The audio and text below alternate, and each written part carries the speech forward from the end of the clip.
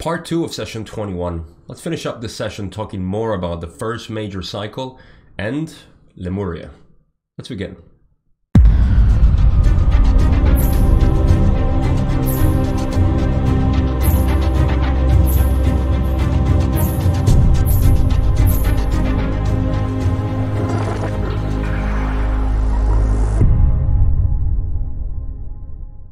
So in the last video, we talked about first major cycle and some information about it, just like we have been doing in the past sessions.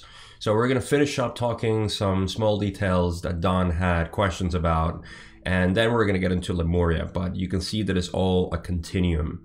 The Lemuria part was actually taken out of the original books, just wanted to mention that, and it's part of the re-listened version that was done later on by Toby Wheelock. So this information you're not going to find in the books. It's going to be only on the lawofone.info website, and of course the PDF versions or the books that exist also out there of the re-listened version called the Raw Contact. So we're going to start talking about the first major cycle as Don had questions. I don't think I have any other notes here. It's going to be a very smooth end of session 21 because we're just going to talk about those small details that just inform us about how the environment was in third density first major cycle. So remember, just to recap for those who want to know, 75,000 year cycle chopped into three, 25,000 years, major cycles, 75,000 years, a master cycle. And we're going in chunks. So Don is going on the first major cycle, first 25,000 years. We've talked about how that experience is at the beginning of third density experience. And then we're going to move slowly into second, and we're going to continue on. So let's go on to the first question before I get carried away with this. So Don says, thank you. During this first 25,000 year cycle, was there any industrial development at all? Was there any machinery available during this period to the people?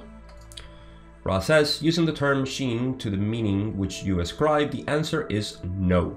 However, there were, shall we say, various implements of wood and rock which were used in order to obtain food and for use in aggression. Not much to explain there. Don says, at the end of this first 25,000 year cycle then, was there any physical change that occurred rapidly like that which occurs at a 75,000 year cycle? Or is this just an indexing time for a harvesting period?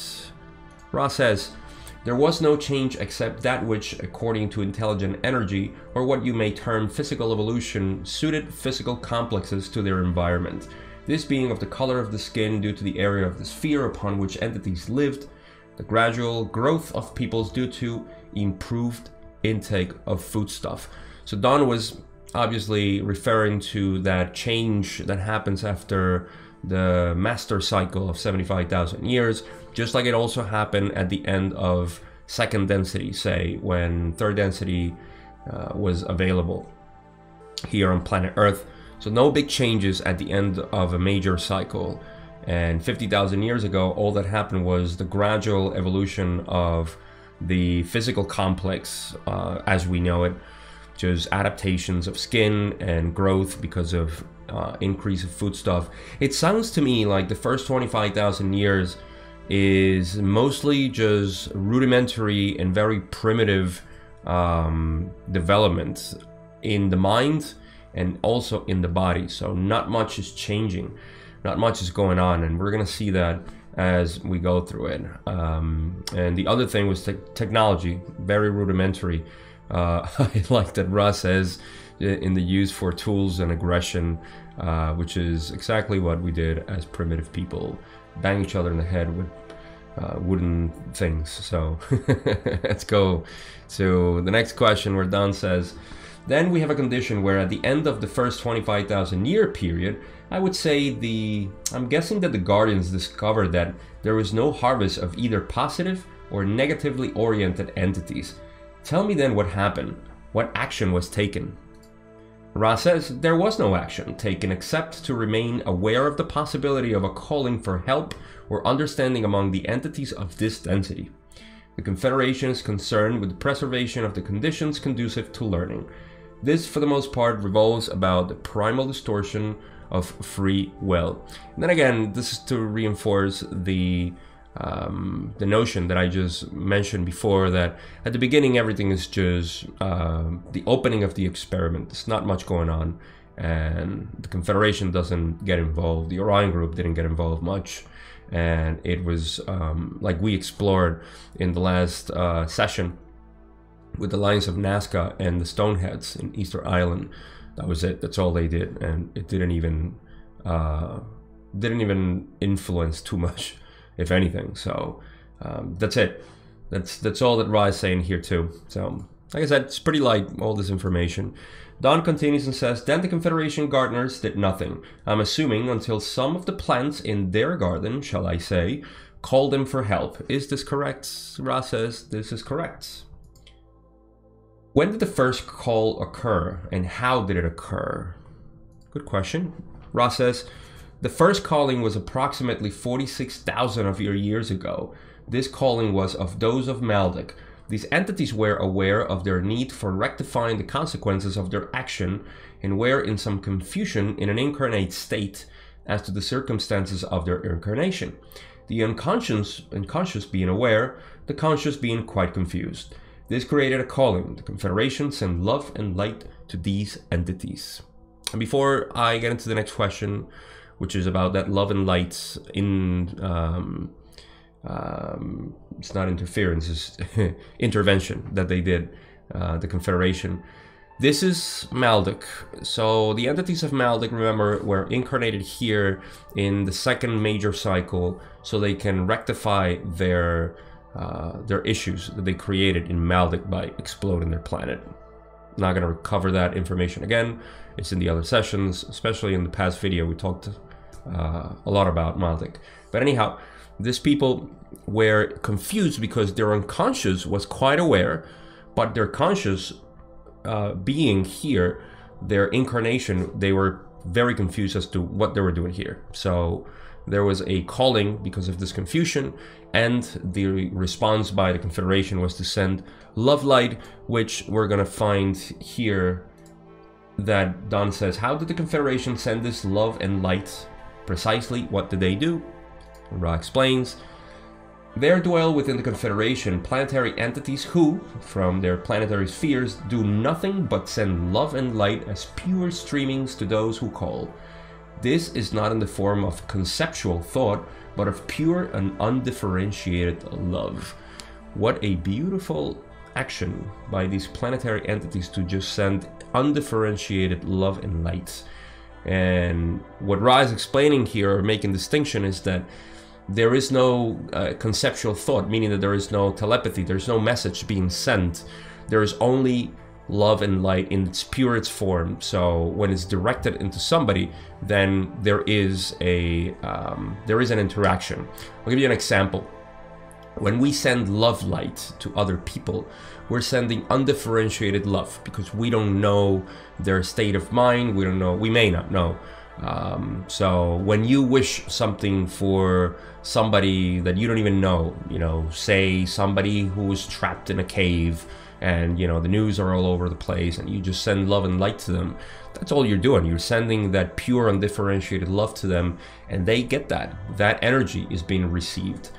It's not a message, it's not a telepathy that you're sending. You do the same thing. So just wanted to put that as an example, and that's all they did. So these are exclusive entities, or entities, planetary entities, that send exclusive aid in this form. And this is going to get into a really good question that Don asks afterwards, and he says, did the first distortion of the law of one require then that equal time, shall I say, be given to the self-service oriented group? And Ra says, in this case, this was not necessary for some of your time due to the orientation of the entities. Let me elaborate more here. What was their orientation? Don says. Ra says the orientation of these entities was such that the aid of the Confederation was not perceived. Don says, since it was not perceived, it was not necessary to balance this. Is that correct? Ra says, this is correct. What is necessary to balance is opportunity. When there is ignorance, there is no opportunity.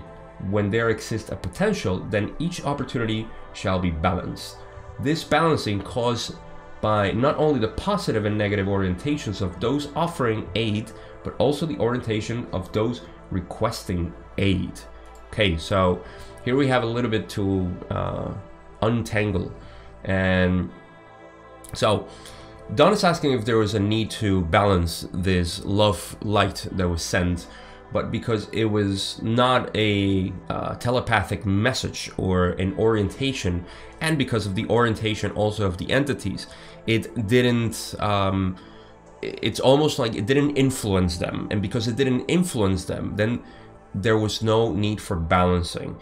If, say, a social memory complex would have sent information regarding the law of one in a positive direction, then the Orion group might have had the opportunity, or should have had the opportunity, to also balance that with a self-service type of message, because that's how this works. You need to have, you can have a one direction planet as it's evolving. You should offer a balanced amount of information for the entities to, through the free will distortion of the law of one, be able to decide. So it's just giving them option. So because this aid wasn't of a positive orientation at all, or it wasn't even perceived because of the orientation of the entities, then there was no need. And that's why it remained like that. So I hope that makes sense. I don't know if it makes sense. To me, it does. So shoot me a comment if it doesn't, or if you want to add something else. I love hearing your thoughts about this stuff. So I always get stuck with my belief system or the way I understand it. So share whatever you have. All right, so Don says, I see. I want to clear up a point here then. When was the first contact by the Orion group in years? And Ra says, as we have said, the Orion group attempt to contact approximately 60,000 of your years in the past, as you measure time. Let me make a big pause here, because this is the content that was re-listened and not part of the original book. So you can only find this in the raw contact and the re-listened version on the Law of One in .info. So we're gonna get into those questions, and at the end, the final question, which is a little bit long, but just for you to keep that in mind. And they're talking about the first Orion group. Ra is saying, because Don is asking, when was the first time that they contact? He's going to correct himself because Don meant to say something else. We're going to see that. But Ra is mentioning the attempt that they did approximately 60,000 years ago, which we know is the lines of Nazca and Stoneheads, which we covered in the last session. Not the last video, but the last session, session 20. So let's go on with the next questions. Where Don says, I'm sorry, I meant the first attempt in the second major cycle. I'm now working in the second 25,000 years. How many years ago was the Orion group's attempt in that cycle? Ra says, the Orion group next attempt in more fertile territory, approximately 3,600 of your years in the past as you measure time. Finally, Ra gets the number right. Always get them confused. 2,600 years. So Don says, in other words, there was no attempt 46,000 years ago by the Orion group to contact. Is that correct?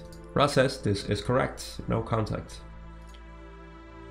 Don asks, as we progress into the second 25,000 year cycle, then at this time, during this period, was this the period of Lemuria? Ra says, this isn't correct. However, those who escaped the destruction of Lemuria by natural catastrophe and were thus of Lemurian background continued their learned teachings at locations ranging from your South America onward through the Americas, as you know them, and continuing over what was at the time a bridge which no longer exists. There were those in what you would call Russia. Unfortunately, the tape seems to end there.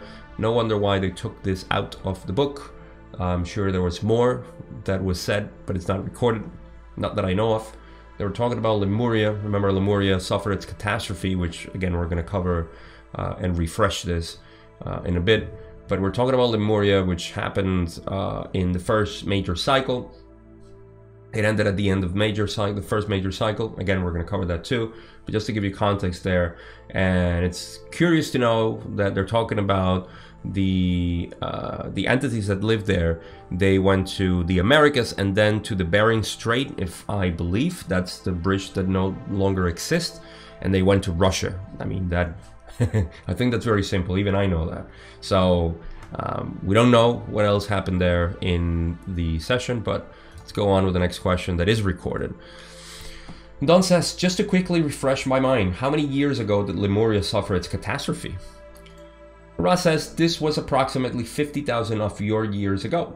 The origins being approximately 53,000 of your years ago. The damage being completed in the last small cycle of the first master cycle. Correction there. Don is going to say it, I'm going to read it, but it's not master cycle, it's major cycle. So just wanted to make a pause here to mention that it's coincidental, and actually I probably shouldn't be saying this and just read, because it's part of what I'm going to say, or Don is asking, but just a coincidence that there is a small cycle in the first major cycle. Those are cycles that we know because so we've been talking about the 75,000 master cycle, 75,000 years master cycle, which is chopped down into 3 major cycles of 25,000 years. But we also have other cycles of 12,500, which is half of a major cycle. Then we have approximately 5,600 year cycle, or almost close to 6,000. They're all around there, and then you keep chopping those, and you have small cycles and smaller cycles, each one of them representing something of a change in the consciousness of the planets and also in the evolution, because it's not just the people. We are not separate from the planet. Everything changes from the physical formation of the planet, which there is a very, very compelling theory out there that the planet is actually growing, and that there is a geometrical pattern as to the movements of the inner core of the planet, which makes these changes as it grows, as it evolves through the platonic solids as we know them. But I'm going a little off track here, but just wanted to mention that there are small cycles. And why am I mentioning this? Because we know that we are at the end of a small, a little bigger, a bigger cycle, and then bigger and bigger cycles all the way to the master cycle. We are converging the end of so many cycles, especially the master cycle, and we are supposed to see a huge change in consciousness in the next couple of years. I don't know how long it's going to take. It depends on humanity, unfortunately. But it depends also on the planet as it goes through its transformation. So we're all connected. We'll see what happens. Just wanted to mention that. And again, let's go back to the line of questions where Don says, did you mean to say master or major cycle? Ra corrects itself in its most common way of saying the appropriate sound vibration complex is major cycle. Then Don continues and says, thank you. Then did the ending of this first major cycle have something to do with the destruction of Lemuria, or did this destruction just happen to occur at the end of that cycle? Ra says, there is a confluence of energies at the ending of a major cycle. This encouraged what was already an inevitable adjustment in the movement of the surfaces of your planetary sphere. So this coincided apparently with the natural configuration of the planet, the surface of the planet as it evolves through the cycles, the ending of the cycle. So there are, like they said, a confluence of energies at the ending of a major cycle, which means that those energies that are being in-streaming into the planet from the galactic core and the other stellar masses, they are influencing the planet, but also the planet is evolving at the same time. So those things, those two things converge at the same time, and it just encouraged, the destruction of Lemuria as we know it. Destruction is probably a very, very strong word to say it, but it's just what happened and how we perceive it. So that's what it is. So I hope that makes sense. We talked about all this stuff already. I got ahead of myself as usual. So Let's go to the last question where Don says, and I wanted to include this. I'm going to make a pause after this. Thank you very much. I apologize for being so stupid and making my questions, but this has been cleared up the point nicely for me. Thank you. That in the second 25,000 year major cycle, was there any great civilization that developed? And we're going to get into the answer of that. The question is if, and I'll repeat the question because it's me. I like to repeat stuff. But if there was any major great civilization that developed. But the part that I included here, and this is just my way, actually we just came up 2 days ago as I record this, the 40-year anniversary of the rock contact. It's the first time. I made a video, go watch it if you haven't. And I wanted to include this part because oftentimes I exclude certain parts of the book and questions that Don asks or says because they're not about the law of one. But this part where he says, I apologize for being so stupid and making my questions. Don used to say this quite often, and to me it just revealed the soft-hearted person that Don was, the humble person that he was. I mean, here I am admiring this man who had so much knowledge about reality and everything combined. Of course, me being the person that I am and fascinated with this type of dots that are all over the place and making connections, I admire the guy. And the fact that he was saying that, he would say it repeatedly, that he was being stupid to ask those questions, I can describe the feeling that I get to know that this person, and we all know that Don had a dramatic ending of his life in 1984. And to me, I don't know, my heart goes to him to know that he was such an admirable person, to me at least, and to know that in his mind, he would consider himself, these are, you know, typical feelings of unworthiness that we all have, and I just take it as a reflection of myself and know that sometimes I feel that way, and sometimes it's not that I feel like my Irish friend would say, grand in everything. We do feel some sort of humility and everything, but it just puts into context a lot of how we think about ourselves, and we seem to exclude ourselves from the beauty of who we are. And hopefully that's something that's ending with this raising consciousness, and we can all agree that we are not better than anybody, we're just better than what we think we are, and that's it. So all right, that's my whole reflection there. Let's go back to the part where he says the question, and says, then in the second 25,000 major cycle, was there any great civilization that developed? And remember, we're talking about the end of the second major cycle, so about 25,000 years ago when it ended. And Rod's gonna say, in the sense of greatness of technology, there were no great societies during this cycle. There was no some advancement among those of Deneb. There was some advancement among those of Deneb who had chosen to incarnate as a body in what you would call China. There were appropriately positive steps in activating the green ray energy complex in many portions of your planetary sphere, including the Americas, the continent which you call Africa, the island which you call Australia, and that which you know as India, as well as various scattered people. So at this point, our third density planet had been evolving over time through the experiences that have had, and for various reasons it hadn't polarized sufficiently to have a good harvest. However, in certain areas like South America, and we're going to see that, there was a strong polarization and opening of the heart. And other areas of the planet, like Ra said here, in Africa, China, Australia, and so on, there were some good advancements, but not enough for a harvest, not a good harvest at least. So let's go on with the rest of what Ra says. It says, none of these became what you would name great, as the greatness of Lemuria or Atlantis is known to you due to the formation of strong social complexes and, in the case of Atlantis, very great technological understandings. Ra says and finishes, however, in the South American area of your planetary sphere as you know it, there grew to be a great vibratory distortion towards love. These entities were harvestable at the end of the second major cycle without ever having formed strong social or technological complexes.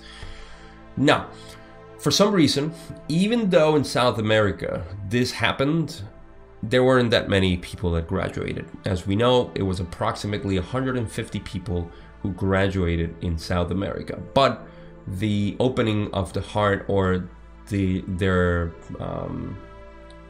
vibratory distortion towards love, as Ross says, it was very noticeable, and it was great. So that happened. That was part of the evolution in the second major cycle, and we know already that these are the elders, those 150 people that decided to come back and help those of their group in South America, and of course now all over the place. Now, to the conclusions. I think this is a great way to put context into our present reality, the moment in which we are. We know that we are at the end of the master cycle. In fact, it's supposed to have ended in 2012, and we are just very slow at creating the consciousness that is needed for the planet to continue its ascension through this transition period, let's call it.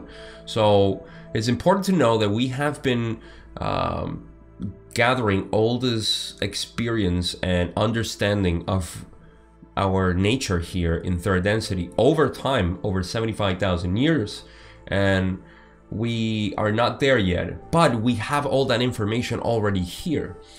All that is needed is one moment of inspiration.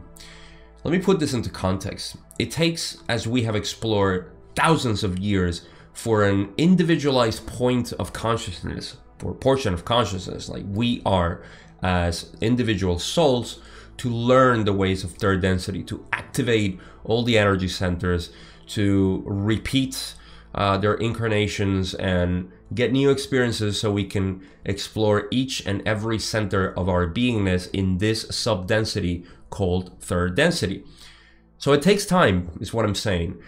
But we have already served that time over many incarnations. I can't even speculate how many have we had. But we know inside, and the way you know is because you know it. You ask yourself, and you know that you have been through this in the past. If you don't, it's because you have been involved too much into this one incarnation as it is. I'm not blaming you. I came from the same place, thinking that nothing existed besides the reductionist science that we know. So we've all been confused and deceived by our own brothers and sisters to believe that there is nothing beyond this, that all there exists is this material reality. And we know that to be not true. As we know this, and as we learn more about relearn, it's what I like calling it, rediscovering the self, we're just opening that gift, that wrapping paper, and opening the box to something that's always been there.